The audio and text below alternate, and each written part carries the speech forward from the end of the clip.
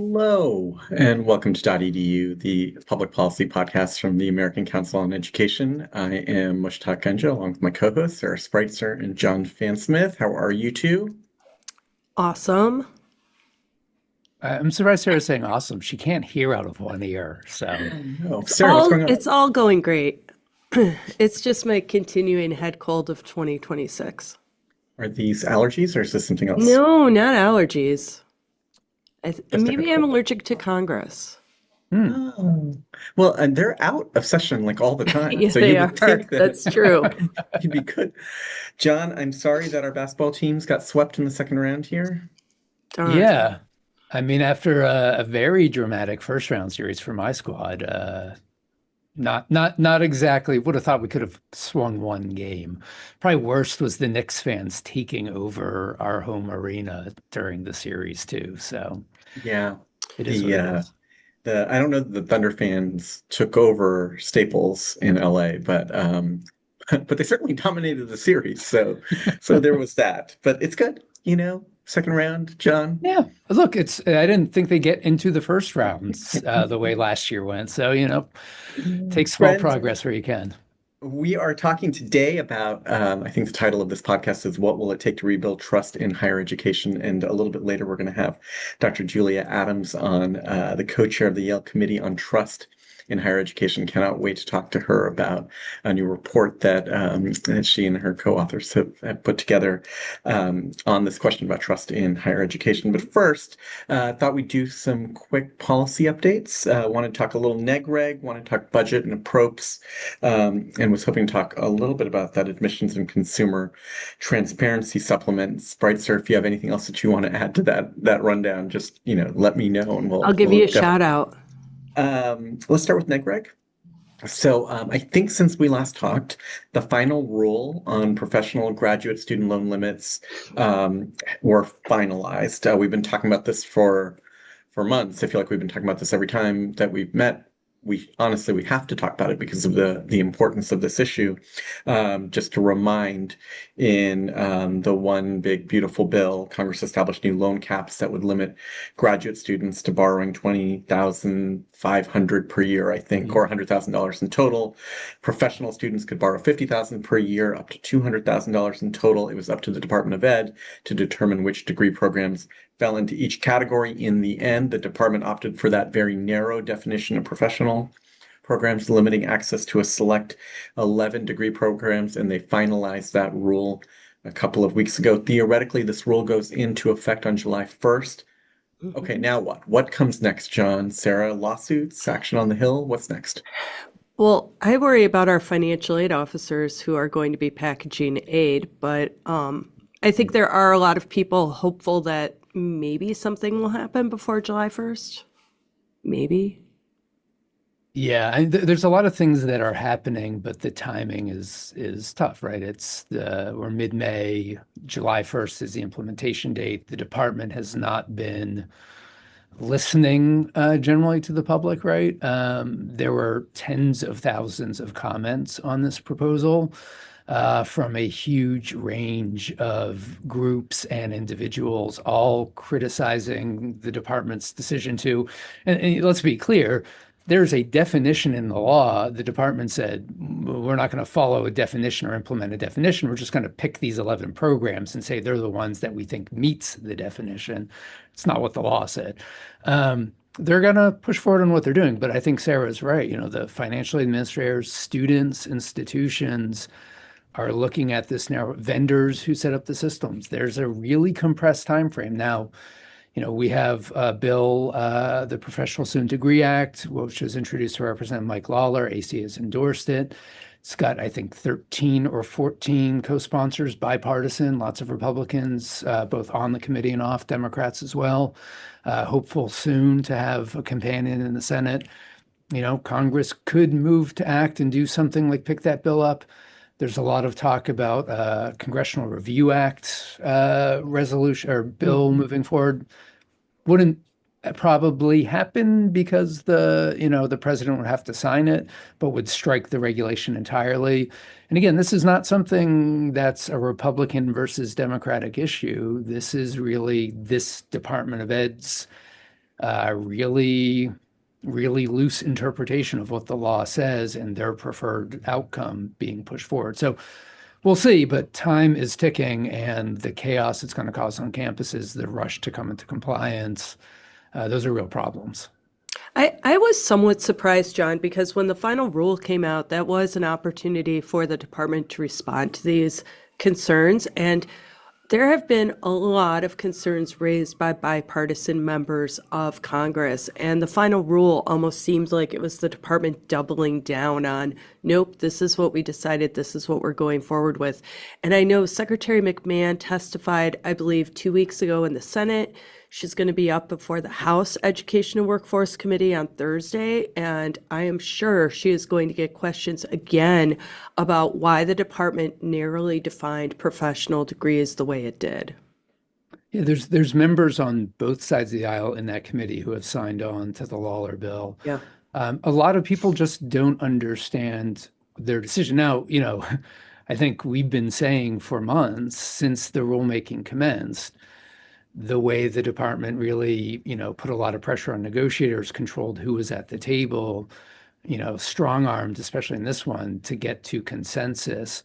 They made it pretty clear that they were going to get the outcome they wanted and weren't really open to modifying their proposals based on, what the public wants or what the drafters of the law wanted. And I'll say, Representative Lawler mentioned him a couple times, has a post up on AC's blog today. Maybe it came up yesterday, for exactly when it went live, talking about this. And one of the points he makes is just that one. Congress, and he's a member of Congress who voted on it, he understands what he intended to do. Congress had an intention. The department isn't following what Congress actually did, which is what a regulatory process is supposed to be. It's implementing what Congress intended. So obviously a lot of reasons to be concerned about how they're moving forward on this. Again, big implications for students, especially in those health fields and lots of other areas, social work, counseling, therapy, that are going to have unmet need as of July 1st if they're starting these programs. So a big chance for disruption. I don't think people even really get the sense of how big the disruption will be in a lot of these program areas. And we won't know really until the fall when we see what enrollment patterns look like. Congress has a tendency to not sort of proactively be able to see the damage that's going to happen until it actually sort of falls in our lap. And am I right about that in this case? I mean, do we think that, notwithstanding Representative Lawler's bill, we don't have a companion quite yet. What should we look out for from a legislative point of view? And is there anything that we can do in the meantime? Yeah, to be fair to Congress, the reconciliation bill was under enormous pressure by the president to move quickly. That's right. And changes were made, vast, complicated changes in a really compressed time frame. And I think there was, we were part of the process. We talked with staff. We knew what they were trying to get to. And some of the things we disagreed with philosophically or mechanically, but we knew what they were trying to do. And on this level, what they were trying to do was the right thing. It's to say some of these programs, because they, lead to licensure requirements, because they have very specific technical aspects, there should be more funding available to acknowledge that these are expensive programs to run. And so they put this test in place to say, look, we want to differentiate, and you may disagree with where we set the lines, you may disagree with how we differentiate, but we get it. We understand that there's different types of programs with different types of borrowing needs. It went to the department. The department basically flat out ignored that and took a very, I think it's fair to say, a very politicized view of what this should be, and really didn't follow what the law said. So, I'll give Congress their due. They did the best they could, and they, communicated their intent as clear as they could. They can't really address the fact that the department's not listening. Sure. Well, in the messaging that the secretary is delivering when she's testifying before Congress is that ultimately this is going to keep costs down for students, right? That they will choose the programs that are lower cost, or that schools will be forced to lower their costs because of these new loan limits. And so I think there are members that are responding to the idea that voters do care about college costs, and this is the Trump administration's efforts to try to keep it under control. But it's just going to be a train wreck for so many students. Um, John, Sarah, you sort of mentioned that it feels like the Trump administration might not be following the law here. Where are we lawsuit-wise? I know that when this rule was finalized and announced, there was some chatter about lawsuits that were going to be filed. Where are we there? So I will say we have heard from two organizations, not higher education organizations, actually representing physicians' assistants Mm. nationally, that they intend to file a lawsuit. They announced that almost immediately after the final rule was published, so a week and a half ago. I just have not checked recently to see if that suit's actually been filed. The other group we heard from, the National Education Association or National Educators Association, NEA, big union representing teachers across the country, their president came out and said very clearly, look, we are strongly concerned. We're expecting to pursue legal remedies. I wouldn't be surprised if they went forward. I also wouldn't be surprised if other groups joined this. For a lot of fields, nursing, physicians, assistants, a lot of fields, this will be a really incredibly harmful impact on the pipeline through to those fields. And, nursing, for instance, nursing faculty overwhelmingly come through these nursing graduate programs. If they can't afford to borrow, you're not just wiping out people entering the field now, you're wiping out the ability to prepare people to enter the field for the next generation. So these are big issues. These are really impactful issues. And I think it is rare you get this really, really distinct difference between what the law says to do and what the department's interpretation of the law looks like. And I think for a lot of plaintiffs, and I think for a lot of judges, we're going to see a lot of sympathy to the argument that this was just not done in the appropriate manner by the department. Sure. Okay, well, more to come. We'll certainly circle back as we have been on this topic, next time, I'm sure. Sarah, you mentioned a couple of times Secretary McMahon's testimony Mhm. in front of the Senate. So I think she testified in front of the Senate on April 28th, where she faced questions about a whole range of things, but including sort of proposed trio cuts, Yeah. the cuts to OCR, among and many other things. On trio, I was sort of heartened. Many senators asked about the president's budget, which slashes trio, Mhm. including Republican senators Collins and Rounds and Boozman. Mhm. McMahon, I think, I don't want to put words in her mouth, but I think the secretary called trio a failure. Um, and then on OCR, there was some confusing exchanges where Secretary McMahon didn't quite seem to take responsibility for the fact that there are now way fewer OCR members, and most of the branch offices have been closed, and so now there are stalled or dropped investigations. It was just I was confused listening to what was sort of happening. And then on student loans, no real news, I thought. What did you guys take? What were the highlights of that exchange for you? Yeah, trio was definitely a big topic, and I was heartened to hear, several Republican senators talk about the importance of trio to their states, talk about the trio graduates that they had on their staff. But the secretary was pretty strident in saying, look, we don't believe that trio is a success. It hasn't measured up to the metrics. We are going to restructure the program. And you can either be a part of that, but we're going to move forward with that. So she was very stuck on that point. And I think the OCR, what I heard, which I think was frustrating for the Democrats mostly, was that they're hiring people back. So we're seeing this at a lot of the federal agencies, right, that went through the reduction in force or the RIFs last year under Doge, that now these agencies are starting to hire back because they realize that they need people in place. And so that was the biggest thing that I took from OCR. And there were complaints from several senators that institutions within their state were unable to get answers because there wasn't anybody answering the phone at the regional offices, and the response was, we're hiring up.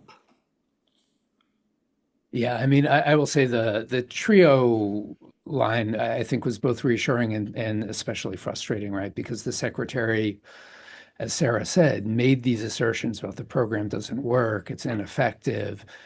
There is copious data out there across the variety of TRIO programs about the work that they do. TRIO graduates graduating at higher rates and with better GPAs than the comparison group of students at their institutions, right? So it is completely reasonable, and we've heard this from the administration law areas, to say we disagree with the goals of this program, or the funding necessity of it, or the propriety of the federal government having a role. Like, fine, like having those disagreements is fine.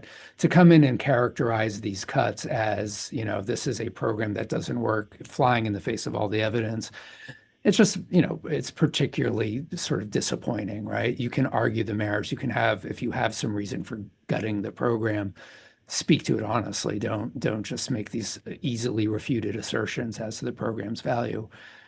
The OCR piece was bewildering because the department's budget is to cut OCR by $35 million in their budget request.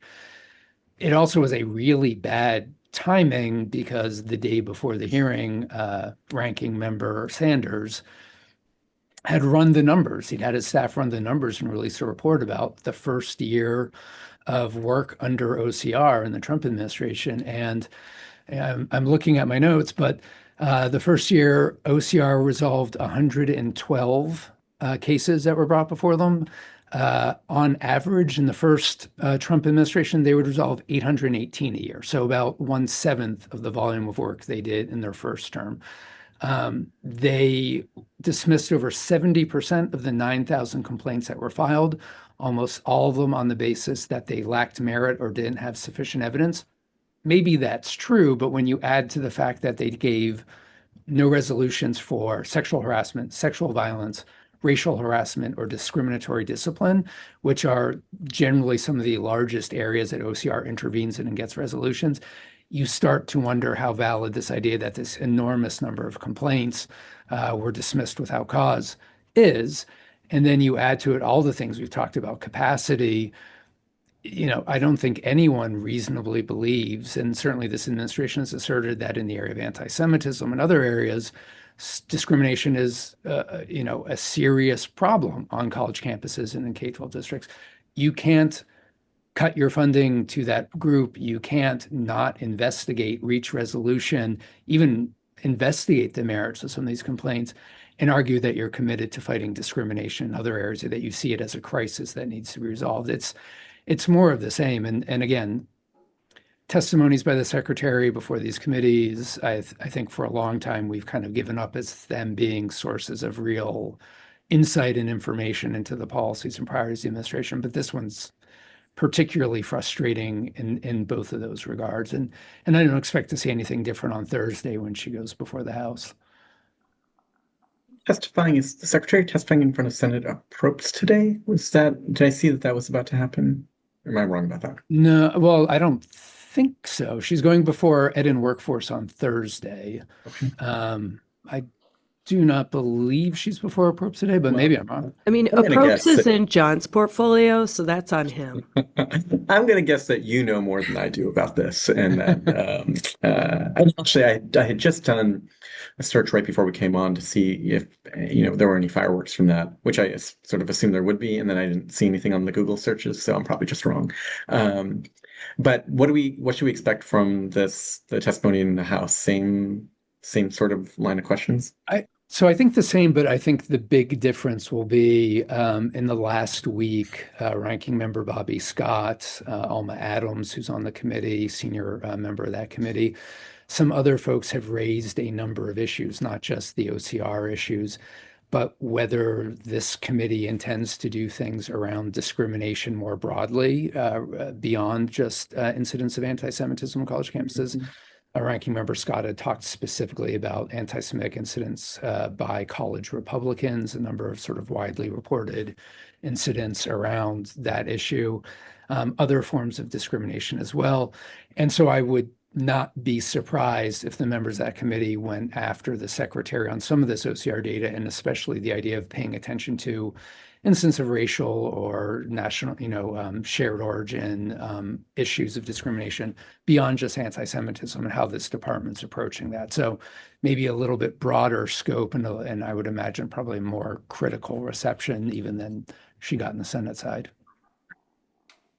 One last topic before we move over to Dr. Adams. Love to get your take on the latest on the admissions and consumer transparency supplement.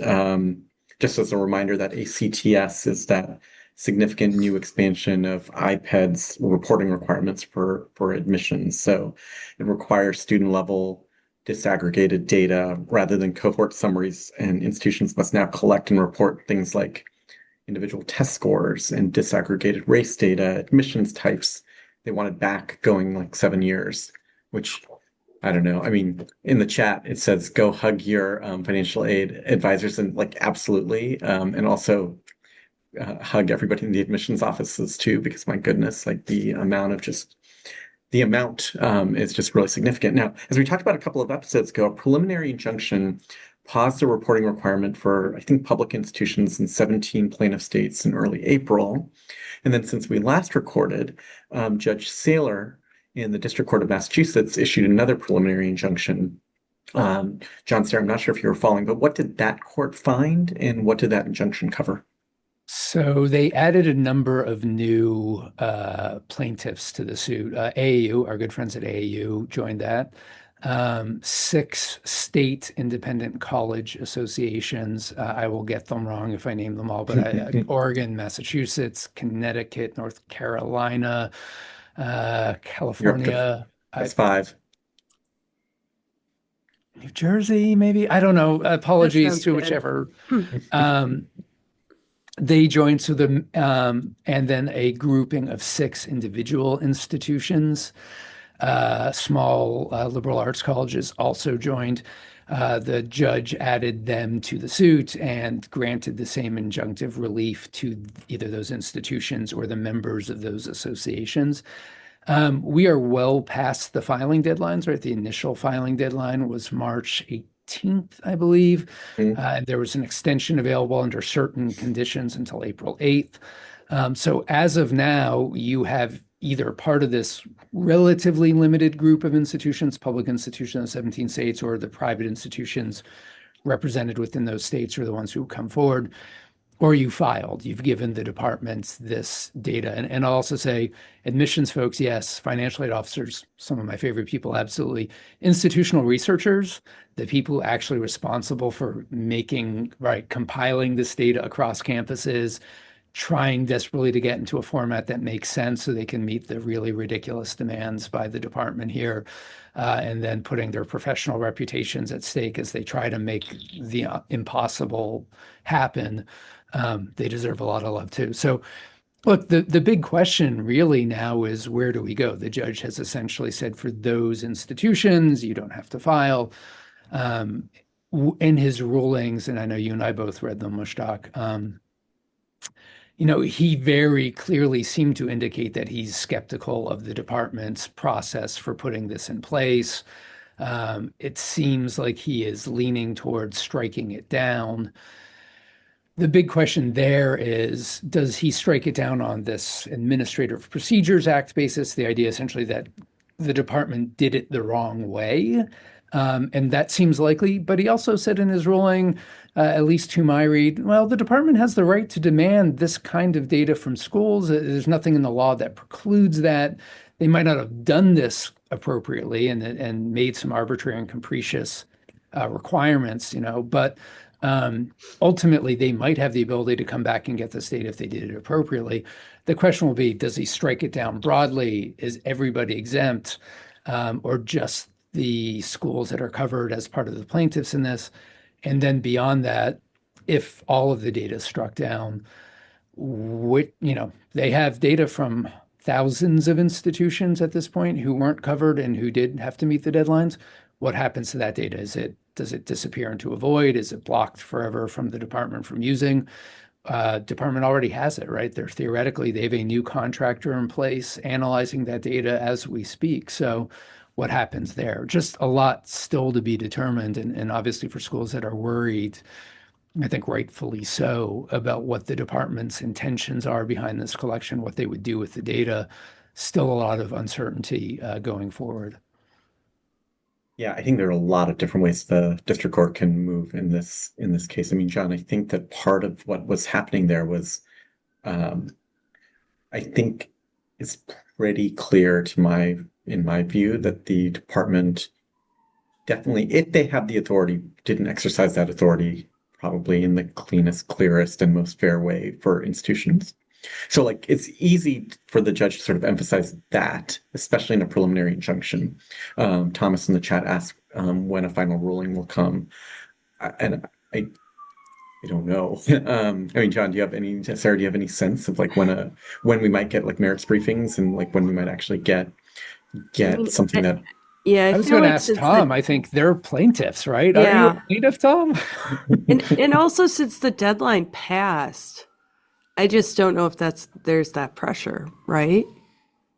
well, I mean, there are a lot of institutions that haven't reported. I mean, that are covered, I think, by one of the two injunctions. So I don't know, Sarah. I mean, this is a complicated one because the judge could rule narrowly, and and what that might mean is just like a pushing out of like reporting deadlines. But it could be, um, it could take a little bit longer. And Thomas notes this: Massachusetts, Connecticut, Maine, North Carolina, and Oregon. Not And California. Not California, not New Jersey. Only five. So I screwed up on like three levels. but Sorry, Tom. John, um, 80% is pretty good. We'll take it. So I think, as I'm hearing both of you, I think that the answer here is hug literally everybody on campus at Yes. GC, including our graduates. I was just on the law school campus and we're getting ready for commencement, and it's an exciting time for all of us. Okay, I'm going to close us out of this part of sort of the policy updates. We'll, of course, update everybody, in a couple of weeks when we record again about anything new. But we want to bring on Julia Adams, the Margaret H. Marshall Professor of Sociology and co-chair of the Yale Committee on Trust in Higher Education. If you have been following higher education in the news over the last 6 weeks, you may have seen that Yale released a report on trust in higher education. It's an incredible document. It's a wonderful read. It challenges both Yale and I think all of higher education to think hard about why trust in higher education has been flagging over recent years, what we might be able to do about it. I mean, most schools obviously are not Yale, don't have we are envious of your resources. They don't have the 400-year history. Most schools aren't accepting only 4% of their applications, but the report was so thoughtful, had so much that all of us could think about that we really wanted to have Professor Adams on the show to talk about it. Thank you, by the way, for all of you submitted questions in advance. They're always super helpful. Um, Dr. Adams, welcome to the show. Thank you so much. And please feel free to call me Julia. Julia, can you tell us what this committee on trust in higher education was, what it was charged with doing, and how it came together? Absolutely. Well, a lot is right there in the title. And it was just a little more than a year ago that President Mari McInnes at Yale formed the committee and charged it with the impressive problem of analyzing declining trust in higher education, with obviously special attention to our home base at Yale. And so I should tell you a little bit about the composition of the committee, I think. So it included 10 tenured faculty, senior faculty, 5 from the Faculty of Arts and Sciences, 5 from professional schools, and was co-chaired by Professor Beverly Gage in history. And we also had a small and indispensable staff, thanks to the president. The committee was really represented a real range of disciplines, and also areas of expertise and, of course, interest uh, across the university. And we had a very open mandate. President McInnes encouraged us to, quote unquote, think big. And we elected uh, um, to try to do so, and to develop a report which was diagnostic on the one hand, but also had practical recommendations for Yale. And I should add that, of course, because our focus was, in a sense, contributing to getting our own house more in order, but there was always the hope that we could also contribute to larger conversation, like today's. Um, so we'll get to what you found and some of those recommendations in just a second, but just from a sort of methodological point of view, how did you go about tackling this problem over the course of the year? Who'd you talk to? What'd you read? Yes. Well, it was a lot. Yeah.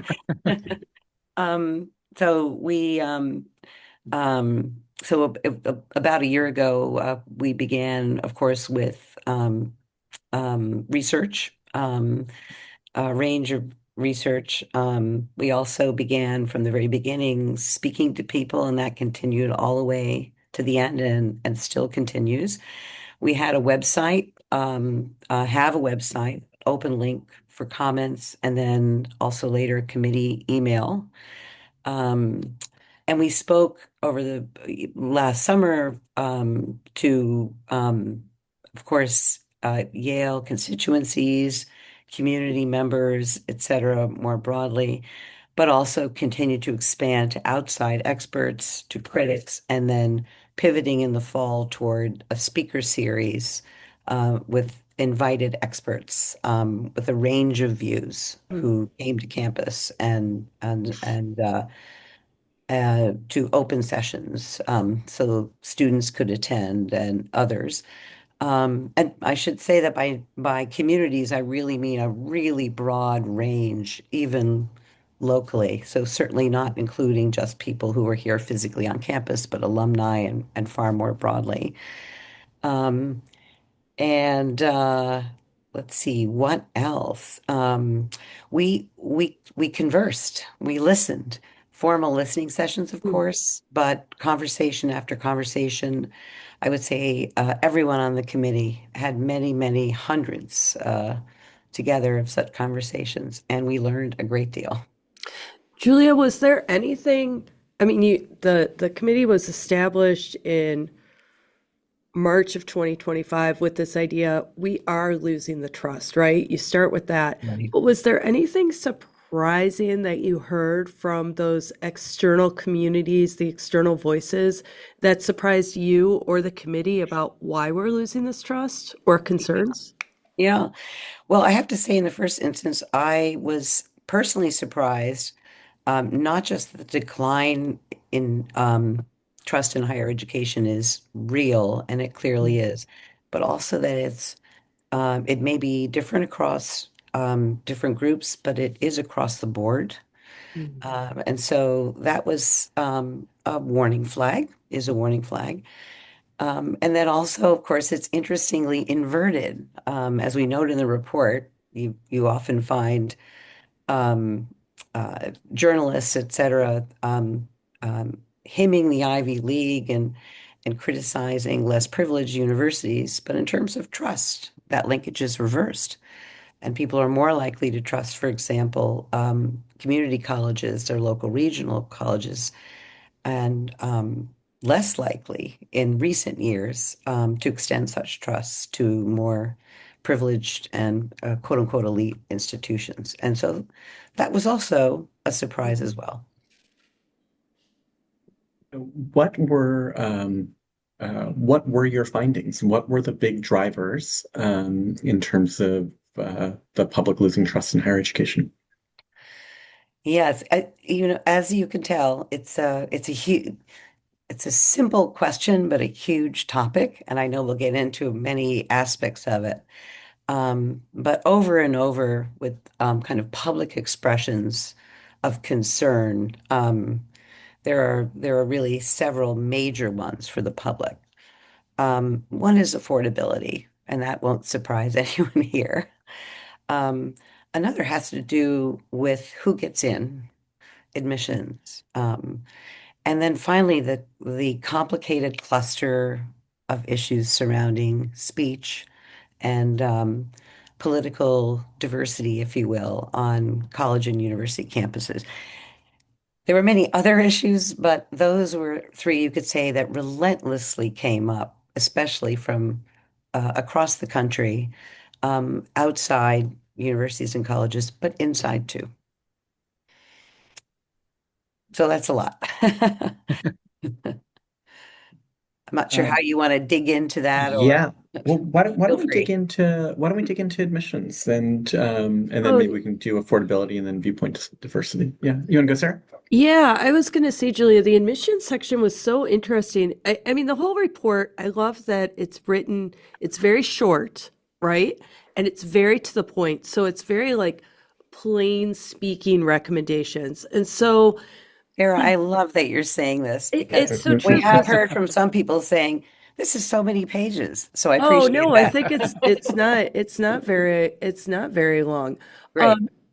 So when you were looking at admissions and obviously the Yale admissions process, you talk about the fact that there are concerns about transparency, and that there aren't metrics, right, that you're looking at. So can you talk a bit about that? Because I think that that's not just in relation to Yale, but I hear that from a lot of people about the admissions policy and how, there's so many things taken into account when you're admitting a college student. Can you talk a bit about your recommendations on that part?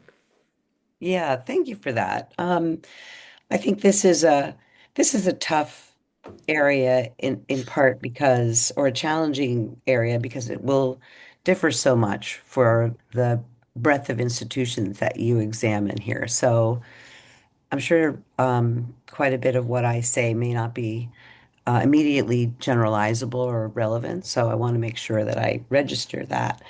Um, but I think our one of our really major foci for reforming undergraduate admissions at Yale is the transparency, Hmm. the importance of candor, institutional candor, and that we say that we should only use criteria for admission that we're willing to describe publicly and Hmm. defend openly. And the top priority and for admissions decisions should be academic achievement at Mm. Yale. And that may sound obvious, but it relates, of course, to the general challenge of diffusion of mission that you see in so many universities worldwide, actually. And Hmm. perhaps we can get to that later. So it's about recentering the academic mission, reflecting that in admissions decisions, and making it as transparent as possible. Um, and that's complicated because Yeah. there are many categories of admits, Hmm. and the very process of admission in many universities like Yale is opaque, Yeah. opaque to students, opaque to families, and the committee believe that that is a problem. That's great. And Julia, did I read correctly that you were recommending sort of a minimum threshold for admissions? And how might that be sort of relevant to other types of institutions as well? Yes, I mean this is we do we suggest that this would be a good thing, but we don't go so far in this section to say that you should do this immediately or of that sort. In part, this is because of the complexity. So you have a current system of applicants that's complicated, and we first recommend that Yale reduce preferences for special classes of applicants. Um, that's very important. And that we make public a minimum standard of academic achievement, but we don't say what that minimum standard would be. That is, it could be an exam, a Yale specific exam, or it could be, for example, an SAT floor. Hmm. But this is something that remains to be or would remain to be worked out. And so I think that would have implications for other institutions, broad numbers Hmm. of institutions, but it might be that they might adopt different ways into that. There's no one size fits all solution, we thought. And I really appreciated that you noted the burden on students who are applying, right? And that, Yes. they're spending the money, they're spending the time and expanding all this effort to apply to a school that they may not be qualified for, but because the process is so opaque, they may not realize it. Yes, absolutely. I think that was something we all owe that to students and to their families. Yale's already made strides, actually, in this regard with clarifying, but we could do better. And I think no doubt other institutions could do better as well. Yeah, and it's interesting too because you mentioned affordability, and certainly we hear a lot about cost and affordability here in DC and the federal government's various efforts to address that. And Yale's in kind of a unique position, right? Yeah. It has a very high tuition, but also high aid model, and I think it's not a secret. We met earlier to talk sort of about what we'd be talking about today, and Mushtaq and I both sort of expressed surprise at looking at that, what the committee's recommendations were. Can you talk a little bit about what you recommended and also what the thought process was behind that? Yes, absolutely. And I would love it if you would also talk about your surprise as well. Sure. That is what you expected Yeah. or might have expected what the committee would have Well, then recommended.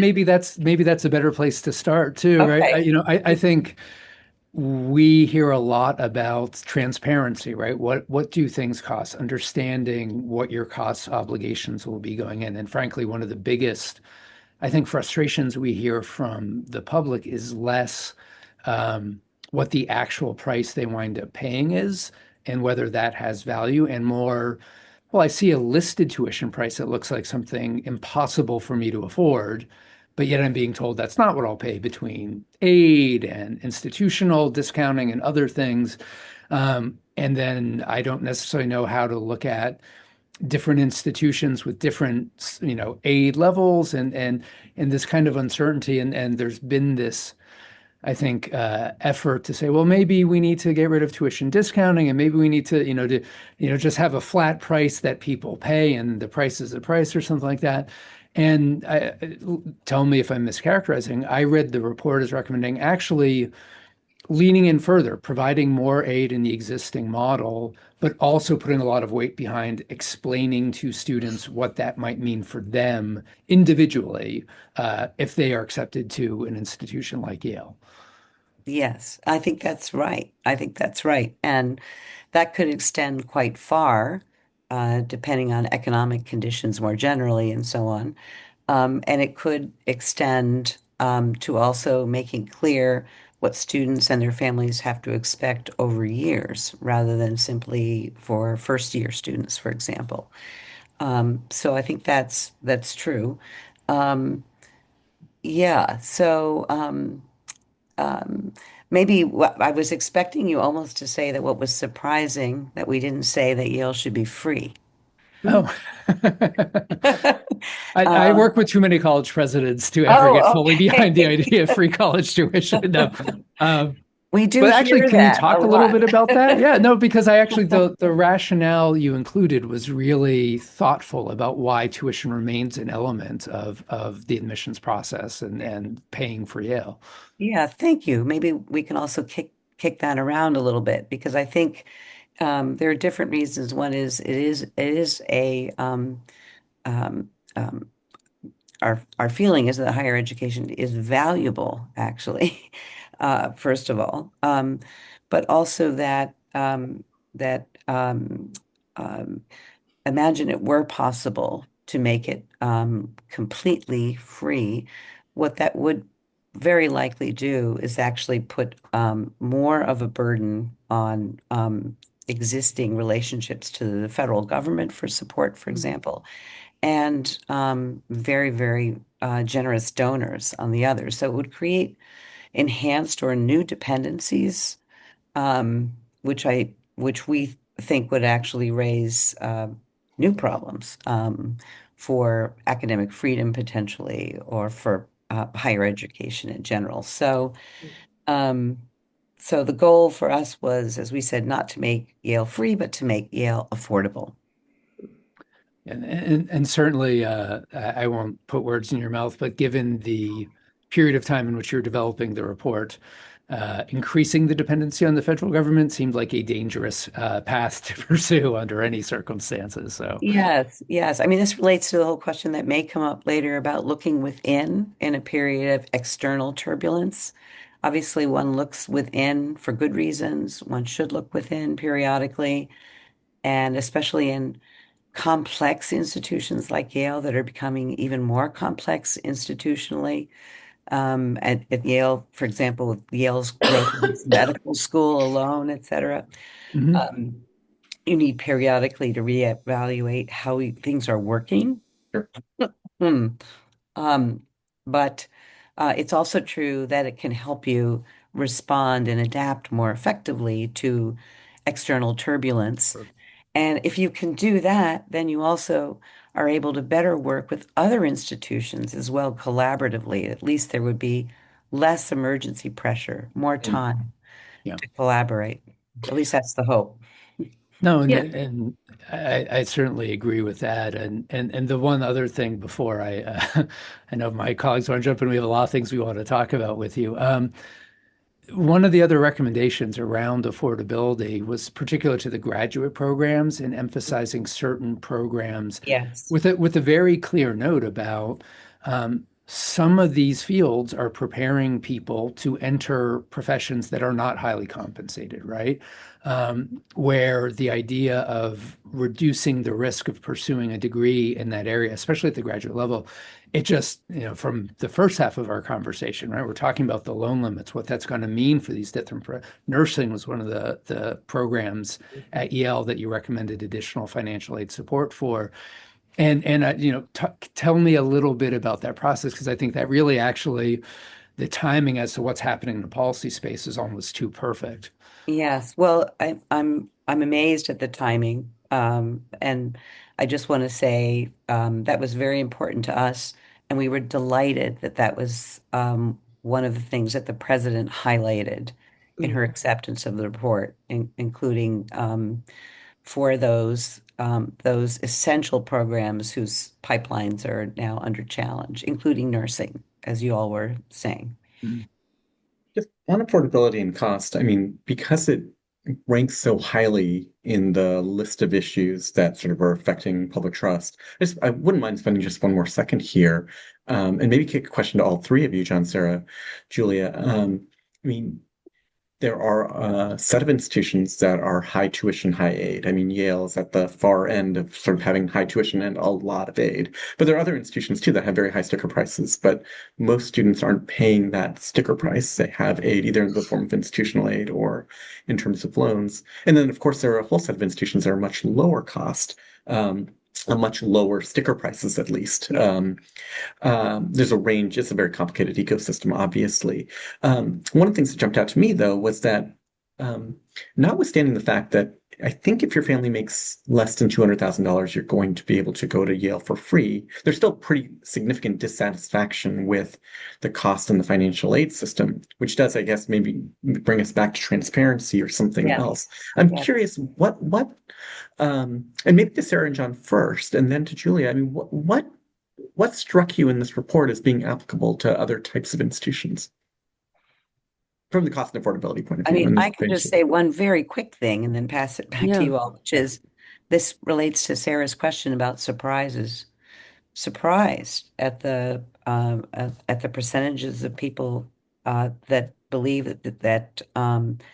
that these high sticker prices are all there are for a huge range of institutions, even Yeah. those that have a lot of support. Yeah. So that information is just not getting out there. well, there's I, no question about it. I mean, every single story I feel like I see right around now when we're talking about college admissions is, BU sticker price is $96,000, and then conflating that with every single family everywhere is going to pay $96,000 to go to college. And I mean, obviously, that's not going to work for the vast majority of families. And so college isn't worth it. And I mean, yes.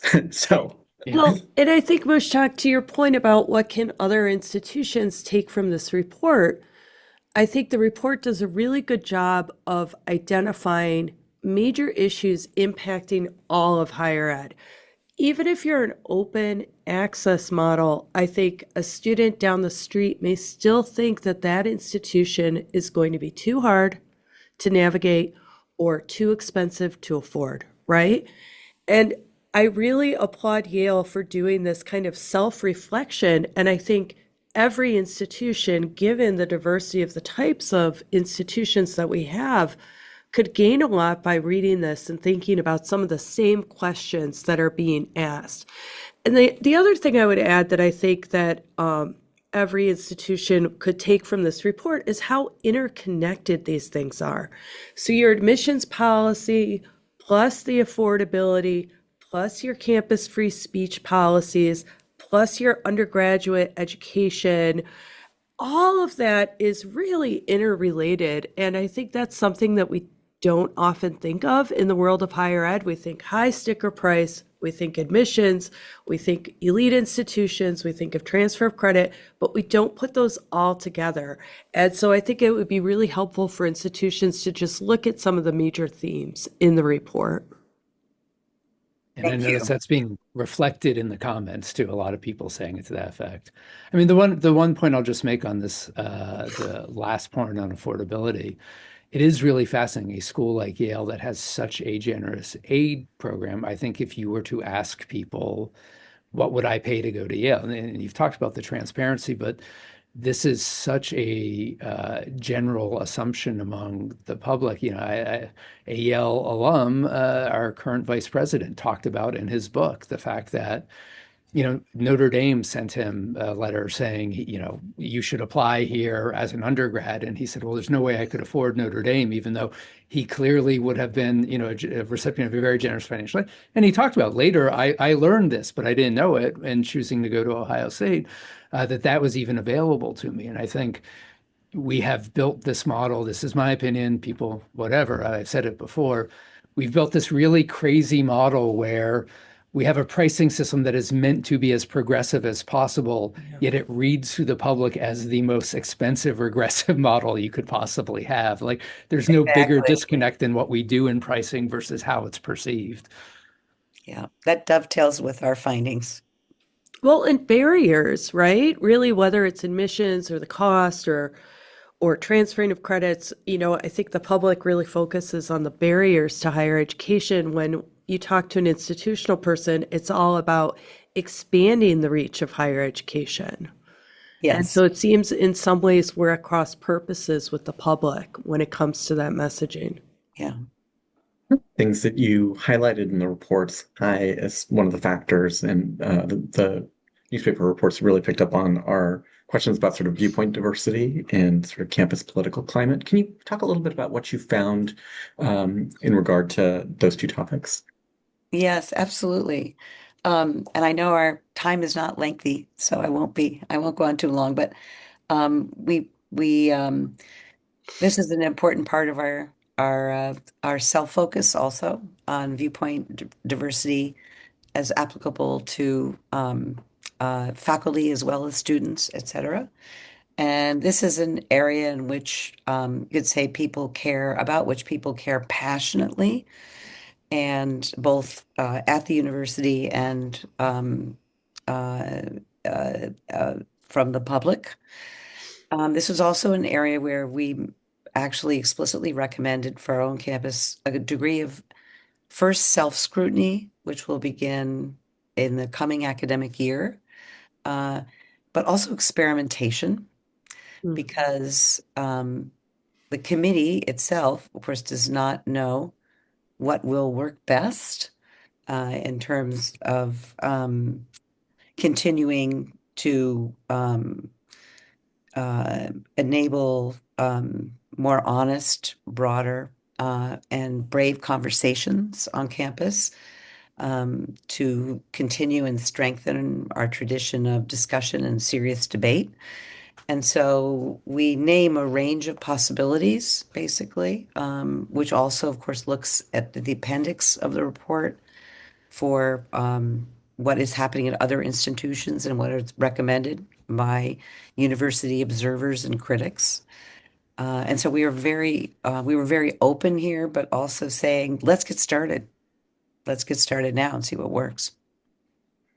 I really appreciated that. I also appreciated the reference. I think you said some version of, research, learning, teaching is not helped by being in an echo chamber, and Yes, it's really important for us to be able to get the diversity of viewpoints and to be able crucial. to, and I like the idea of just let's try some stuff in the classroom in hiring. Let's see what happens. And we're not going to have you won't have a silver bullet, but or at least we don't know what it might be. But Right, let's try some stuff. right. No, it's exciting that, other institutions are grappling with this now. And I think we have a lot of experiments that are unrolling, and some seem to be going better than others around the United States. But let's look at that, and let's share information. The viewpoint diversity. What's been the reaction of the faculty to those sets of findings and to that recommendation? I can imagine I can imagine a range of responses. How's the faculty respond? Yeah, yeah. I think there will be varied responses, and I think those will become more marked or clear this coming academic year during the self-studies, basically. Um, but so far, what I've heard is quite open, and it has given rise to debate on campus already. Of course, we're also right up against graduation at this point. I can see the tent right out my office window. Uh, so that's why I think probably beginning in the fall, we'll know more about the answer to that question. Mhm. I know that time is a little bit short. There are, I think, 20 recommendations. We Yes. got to three of the Oh topics. my goodness. Julie, are there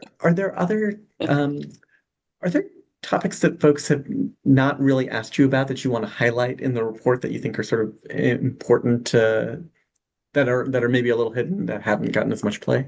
Oh, thank you, Mushtaq. Well, I think what I'd like to say just a couple things. First of all, the committee was so delighted that President McInnes directly attended so warmly to our mission statement recommendation. So that's just been magnificent, recentering on the academic mission. And that relates to the cluster of recommendations around the classroom and switching the default, for example, in the classroom, away from devices to device-free zones when pedagogically appropriate, and of course with adequate student support. But change the default, right? Recenter on human interaction. In the classroom, in labs, but also on campus. And so we have a whole cluster of recommendations around that, and I hope people will take a peek at those. Be nice to be in a screen-free classroom. It would be very I, good for me. I mean, I know that there are reasons. I mean, students like taking notes. They're working with interactive and often digital Yes. textbooks now, and so they're highlighting. And I know all of those things. And I also wouldn't mind if we could go to a. I actually always tell my students the first class, like first class, use your laptop. Second class, don't use your laptop, and Mm. then see what sort of happens and which one you like better. And 60-70% still are using their laptops. So. Yeah. Well, that's a very, see, you already have the experimental mentality, which is great. I would add to that, then we know that the classroom is not all there is to it with respect to devices and social media and the challenges of social media and student culture is also in the report as well. And that's a space in which the president has already asked that, following up on the report, that a cross-university student committee be formed to address these issues. Because the students can best analyze actually how to engage with student culture and social media. The impact is very large. That's a very portable recommendation. Well, Dr. Adams, we are Professor Julia. We are so we Covered all are your bases there. yeah, that's good. We're so pleased that you were able to join. I really do hope that everybody takes a look at this report. It's long, but it's a fast read. I mean, it's 35 pages. Maybe you don't have to read every single part of the bibliography, which I think is 20 pages. Hey, Though I had to read a bill the other day that was like 70 pages. So that's why I thought it was so short reading this report. Wonderful.